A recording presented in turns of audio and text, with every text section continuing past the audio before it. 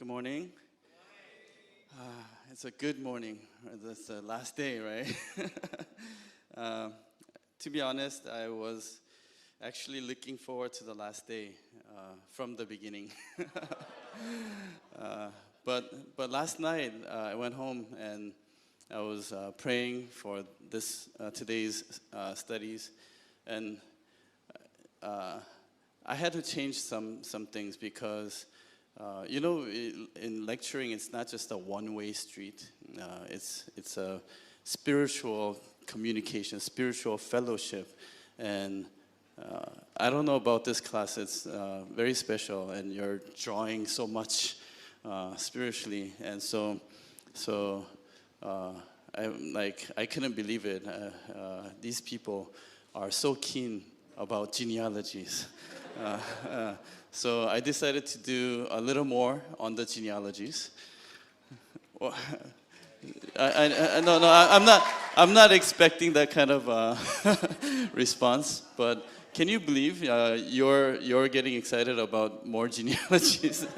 And so I promised you that I will share a little bit about Jesus' genealogies. Originally, I was going to talk about tabernacle, but I'm not going to give you a short change on that either. I'm going to cover the overview of the tabernacle, and it should be sufficient for you to understand. And so this first hour, we are going to do an introduction to the genealogy of Jesus Christ. And this is part of the third book in the History of Redemption series. The yellow one, if you see it, on the side cover is yellow, and it's called the Lamp of the Covenant. And Jesus came into this dark world, just like God created light in the midst of darkness. Jesus was sent to this dark world, and He was the light. He was the lamp, and the author, in the beginning, in the introduction to this genealogy, talks about God who is greater than all. And from yesterday, we can think about how Abraham obeyed God. And I'm sure you asked yourself, would I be able to do the same? My answer is, I've been a pastor more than 10 years. My answer still is, probably not, to be honest. I'm still a human being. Abraham was not a supernatural being. Abraham was also a human being full of mistakes. And there were times in his life where he couldn't really believe correctly. But he was able to obey and follow that path because God showed him something. It is God who has to give us that faith. It is God who has to show us. We're weak human beings. Unless we see something there, we will not move. Right? Unless we see something that's so amazing, we will not move. Right? And so, but God is so great, so big, that it is very difficult for us to fathom. We're living in three-dimensional world. We understand only within this dimension. However, God is way over numbers of dimensions.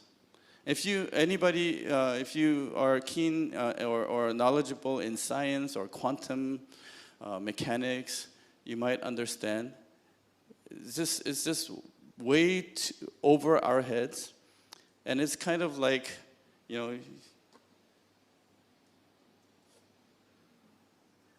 this is two-dimensional, right? On this plane is two-dimensional. Let's say there's a being on this plane. There's a being on this plane. I'm three-dimensional. And this person, if he wants to recognize me, he has to look at me, perceive me on this. Sorry about the flimsiness of on this one line. And he has to perceive me line by line by line by line. And he cannot really make a full picture out of me. What he perceives at that moment, if he's here, he sees a line of this. Okay? And so for him to determine or recognize that I am a three-dimensional being, it would take him forever to scan me line by line, right? But I tell him, hey, your friend is here, and this is Mr. Tissue, this is Mrs. Tissue. They're very close to each other. But I tell him, actually, I am closer to you than your wife. But because I'm not touching this line, this plane, he cannot perceive me. I say, I'm closer to you. I see all of you. I can take care of you. He doesn't perceive that. I say, this is me. And he only perceives that one spot where I touched him. This is me. I'm touching you. And he perceives me as that one little dot. Do you understand what I'm trying to say? Right? God is so big, and we only perceive what we can as limited human beings. So Jesus comes and says, I am more than what you see. This is God. And so this first hour, I'm going to try to show you how big God is. You liked Sunday school material so much yesterday. I'm going to do another Sunday school type of thing. So you can put your pens down, just kind of enjoy this first hour. You don't even have notes for this one, okay?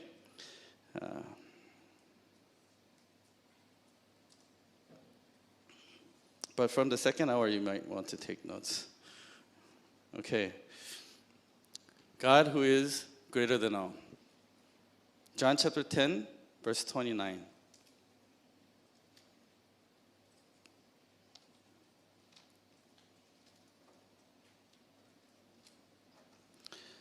My Father, Jesus says, my Father who has given them to me is greater than all. What is all? All means everything in the universe, everything that we can think of.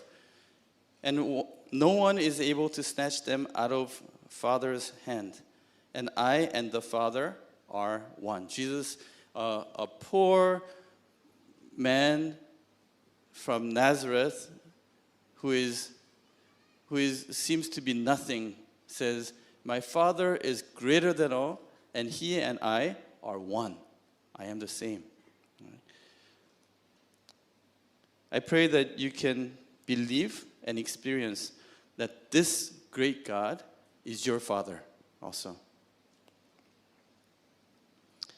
God who is greater than all.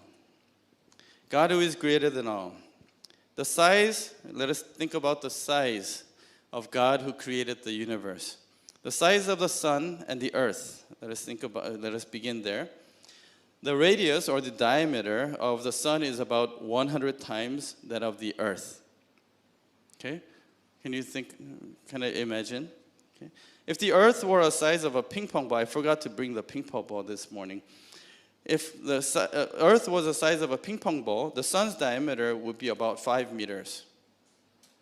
From that TV to that TV probably. Is it more than that? Around there. Okay? Imagine a ping pong ball, that's the earth, and that's the sun. Okay? The sun's volume would be about 1.3 million times as of the earth. In other words, the sun is big enough to fit 1.5 million earths in it. So the diameter may only be that much longer, but if you think of a sphere, three-dimensional sphere, inside of that sun, 1.3 million earths can fit. That's how big the sun is. Nevertheless, the sun is only one of the 6,000 stars that we can see with naked eyes. Einstein estimated that there would be about 10 to the 25th, that means 25 zeros, stars in the entire universe. It is so many that even if a person can count to 20 in 1 second, anybody can count to 10 in 1 second? Even if you can count to 20 in 1 second, it would take 100 quadrillion years to count all of it. Okay? That's how many stars there are, okay, that Einstein estimated. What about other stars? The sun, as you know, is not one of the bigger stars. It's one of the smaller stars. Okay? Sun is a star. You know that, right? Okay, the sun is a star. Star is, all the other stars are like suns. It produces light and heat. The Earth is only a planet, only one planet in the solar system. And then there are other stars. Anybody dare to pronounce this one? It's not Betelgeuse. It's Betelgeuse. Betelgeuse, okay? Betelgeuse is about 427 light years from us. Do you know what light year is, right? Going at the speed of light and travel at that speed without resting for 1 year. That's 1 light year, right? But do that for 427 years, okay? And there's Betelgeuse. Its diameter is twice the Earth's orbit around the sun. So if this mic is the sun, my fingertip is the Earth, it's going around like this, right? That orbit is so much bigger than the sun itself. The diameter is twice the Earth's orbit around the sun. So if the Earth were the size of a ping pong ball, its diameter would be the length of 6 Empire State Buildings. Have you been to New York? It used to be one of the tallest buildings. 6 Empire State Buildings on top of each other. 512 million suns, not the Earth's, suns can fit into Betelgeuse. That's 665.6 trillion Earths. You're wondering, why are we doing this? Same thing you were wondering when we were calculating genealogies. Mu Cephei. These stars were not twinkle, twinkle, little stars. If the Earth were the size of a ping pong ball, this star's diameter would be as long as 2 Golden Gate Bridges. In San Francisco, Golden Gate Bridges, which is about 2.7 kilometers. So 2 Golden Gate Bridges put together. Can you imagine? The Earth, and then the 2 Golden Gate Bridges put together, draw a big circle around it. It can fit 2.7 quadrillion Earths. In terms of time, 1 year has 31,536,000 seconds. Have I lost you with these numbers? Okay. 1 million seconds ago from now is 12 days ago. 1 billion seconds ago is about 31 years ago. Please disregard June 1981. About 31 years and 8 months ago. 1 trillion seconds ago is 31,709 to 31,710 years ago. 1 quadrillion seconds ago is 3,179,792 years ago. It's not fun anymore. Too big. Huh? Do you get how big and how far these stars are? But there's a bigger star, Canis Majoris, one of the biggest stars that scientists have found so far, and there are more now. This is kind of outdated already. If the Earth was the size of a ping pong ball, the diameter of the star would be as high as Mount Everest, about 10 kilometers long. Imagine trying to fill the entire state of Texas. Have you been to, do you know the map of, Texas is the biggest state in the United States. Okay. Trying to fill the entire state of Texas with ping pong balls about 56 centimeters deep. Filling the whole state of Texas with ping pong balls. Okay. That's how big, and that each ping pong ball is the Earth, right? That's how big this star is. What blows our minds away is that there are 10 to the 25th of these stars. These are not just a few stars that represent or that are there. 10 to the 25th of these stars in the universe. Now let us think about galaxy. Are you confused already? We have a solar system. The planets going around the sun, that's the solar system. But there's a bigger unit where such solar systems, so many of these solar systems are clustered together. And that is called a galaxy. Okay? Each galaxy contains about 300 billion stars, and there are at least 178 billion galaxies that mankind can calculate in this universe. One of the galaxies that are most clear and easy to observe in our sky is Whirlpool. Do you know which galaxy we are in? Milky Way, right? Milky Way galaxy. And it's about 31 million light years away. Speed of light, 186,000 miles per second, which is about 671 million miles per hour, 1.08 billion kilometers per hour. So that's the speed of light. You can fly 31 years at this speed to reach that galaxy. You're thinking, too far, too long. We don't have to care. But where is God in this?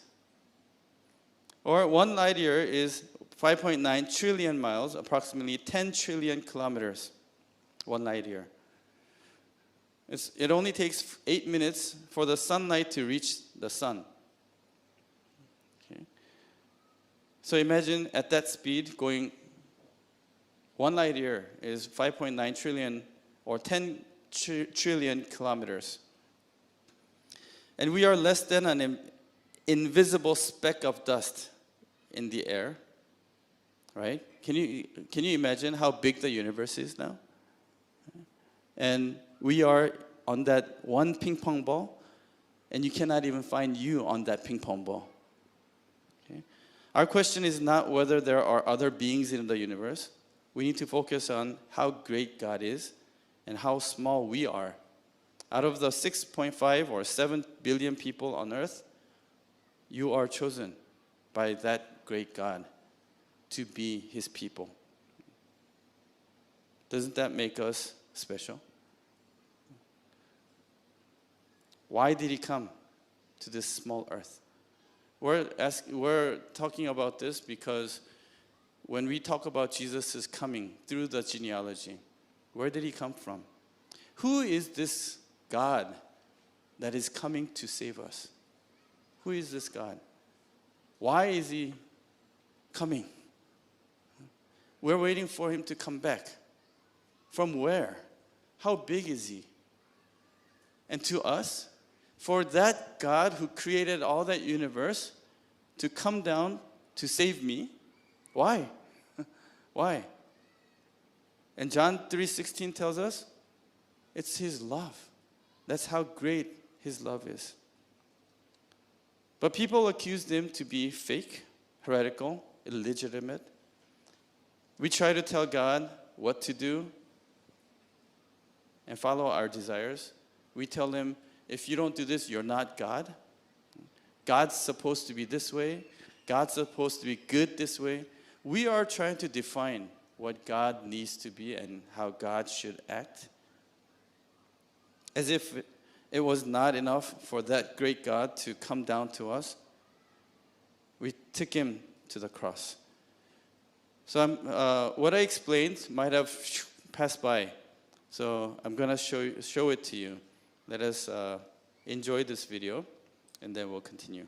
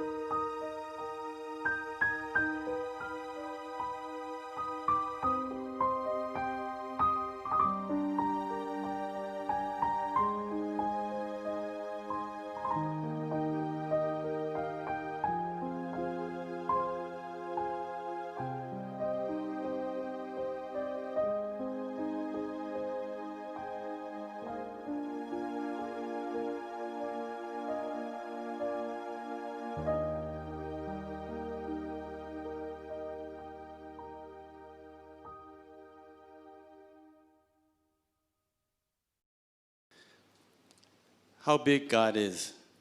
Can you kind of imagine how small we are in this universe? And can you believe He wanted to come to this earth, to us? I'm hoping that you won't lose faith because it's so big. But the point is, we need to understand how big our Lord Jesus is. It's not just in the scales of this earth. Took a long time to explain that.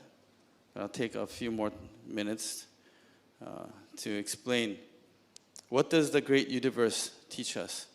And I'm not sure about the multi-universe.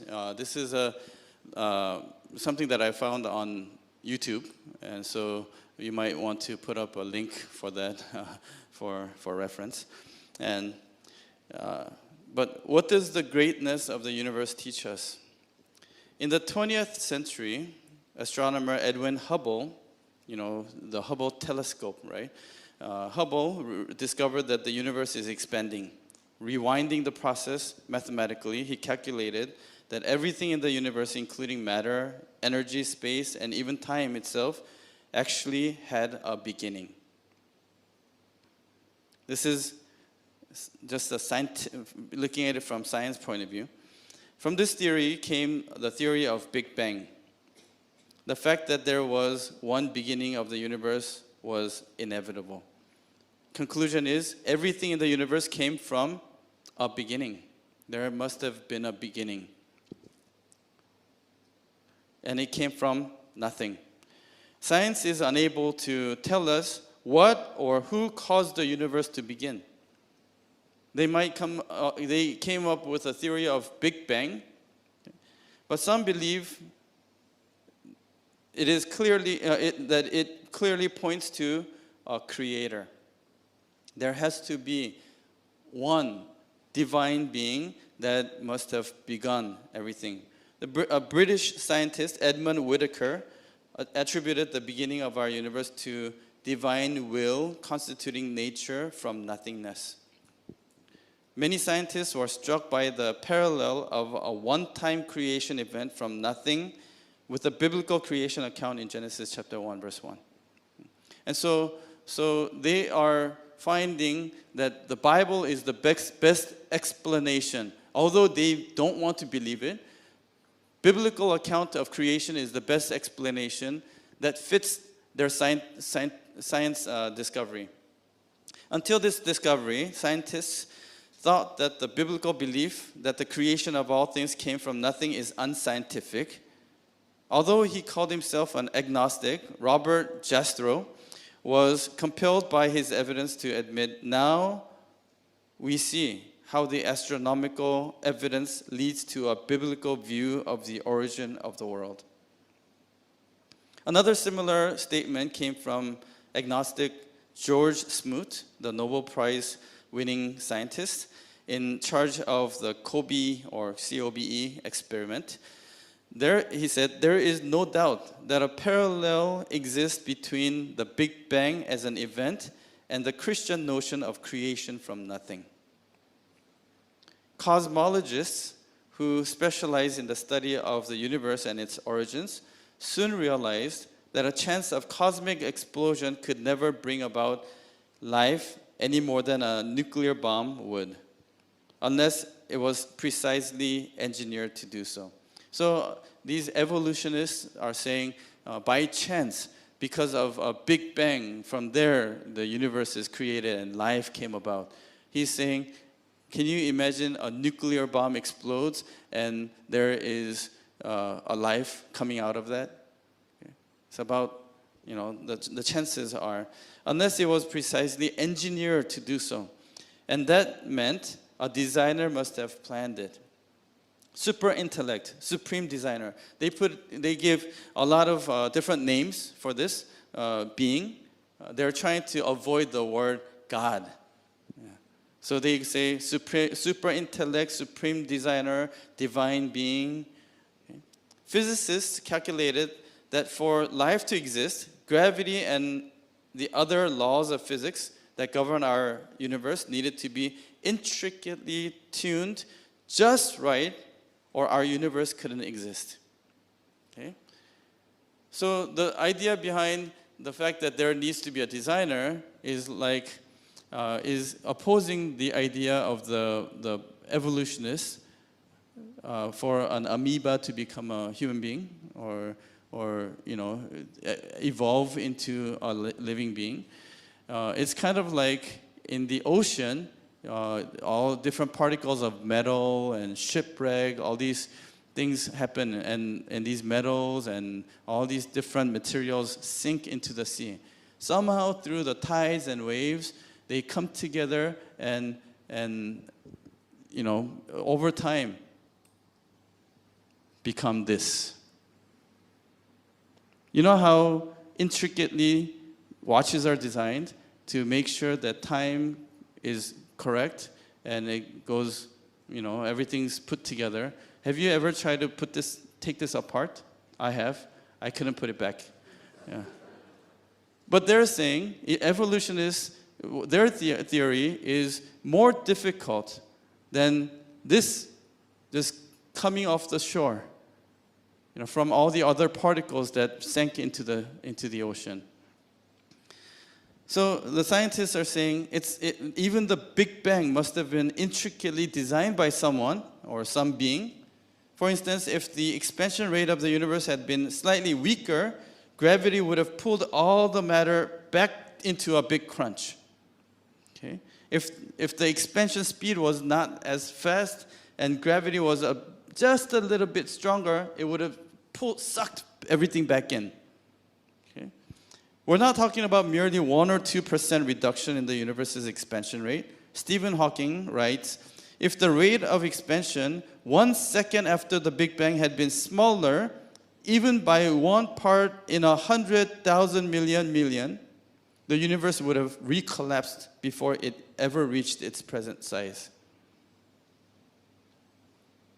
On the flip side, if the expansion rate had been a mere fraction greater than it was, all the galaxies and stars and planets would never have formed. And we would not be here today. And for life to exist, the conditions in our solar system and our own planet also needed to be just right. Oxygen level, hydrogen, water, the size, temperature, rate, proximity, and chemical makeup, the distance from the sun, the rotation speed, revolution speed, the moon, relationship with the moon, everything needed to be just right. So we cannot say it just kind of happened by chance or by evolution. And there are dozens of other conditions that needed to be exquisitely fine-tuned, or we wouldn't be here to think about this right now. Scientists who are atheists and agnostics are unable to explain this remarkable coincidence.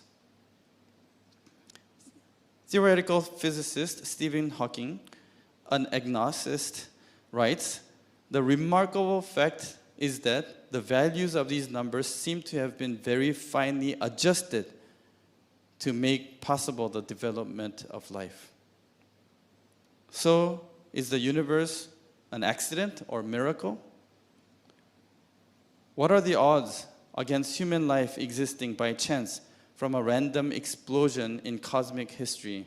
For human life to be possible from a Big Bang utterly defies the law of probability. One astronomer calculates the odds at less than 1 chance in trillion.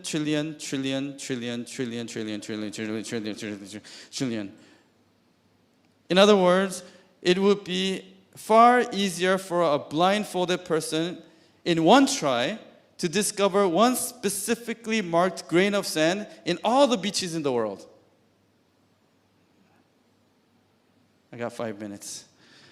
The odds of one random Big Bang producing life, as we know it, would be like one person winning over 1,000 consecutive mega million-dollar lotteries after purchasing only a single ticket for each. Hallelujah. Do you understand this? You buy one single ticket every Saturday, and you win every time.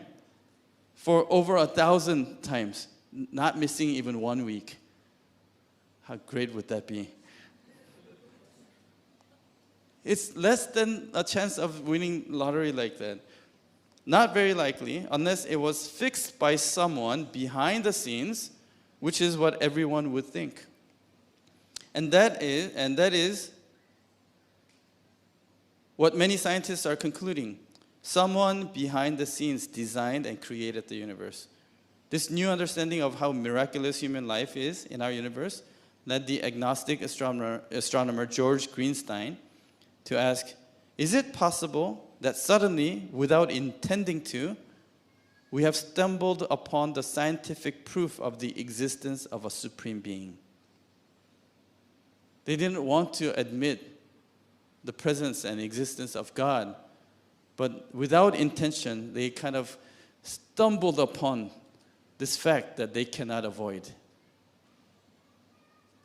Although Einstein was not religious, and he didn't believe in a personal God, he called the genius behind that universe an intelligence of such superiority that compared with it, all the systematic thinking and acting of human beings is utterly insignificant reflection. Atheist Christopher Hitchens, who spent much of his life writing and debating against the existence of God, was most perplexed by the fact that life couldn't exist if things were different by just 1 degree or 1 hair. Davis acknowledges, there is, for me, powerful evidence that there is something going on behind it all. It seems as though somebody has fine-tuned nature's numbers to make the universe. The impression of design is overwhelming. Conclusion, all the universe is designed and moves according to God's plan and His will. Where is the center of God's will and plan? Can you imagine? Can you think? God must have designed all this so intricately, so perfectly, just for you. God would move the stars and the galaxies to save you. You sit there as though you don't believe that. You're being honest because it's unbelievable. It's unbelievable. But that is the truth that Jesus came down to this earth to tell us, I came for you. From where? From here, from above the universe. Then is God letting the entire universe operate for our sakes? Nehemiah chapter 9 verse 6, you alone are the Lord.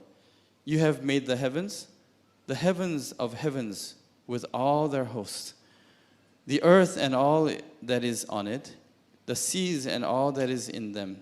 You give life to all of them, and the heavenly host bows down before you. Psalm 19 verse 1, the heavens are telling of the glory of God, and their expanse is declaring the work of His hands. Let us come back after the break and think about how Jesus came to this earth.